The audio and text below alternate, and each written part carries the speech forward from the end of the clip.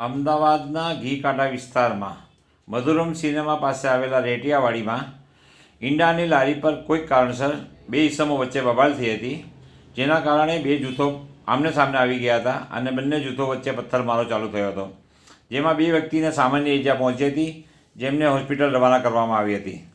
પોલીસે મેસેજ મળતા જ તેઓ ઘટના સ્થળે દોડી ગયા હતા અને તરત જ પરિસ્થિતિને કાબૂમાં મેળવી લીધી હતી.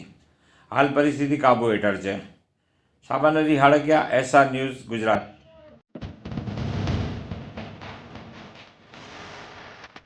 Preview.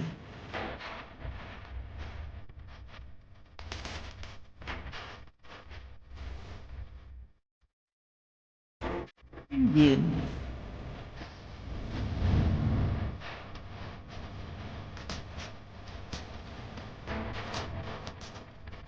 Preview.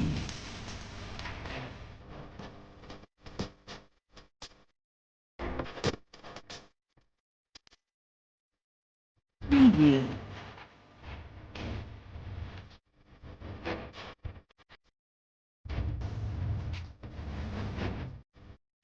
Preview.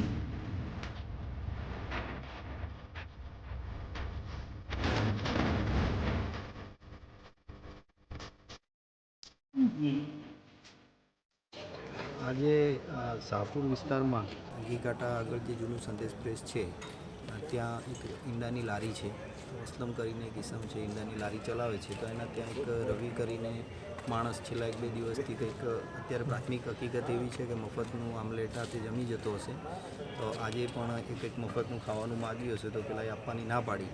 એ બાબતે બંને વચ્ચે ત્યાં મારામારી થઈ. પછી બંનેના જે અસલમના માણસો હતા એની વચ્ચે અને રવિના 2-3 જે એની સાથે જે બીજા છોકરા હતા એમની વચ્ચે છૂટા હાથની મારામારી થઈ છે.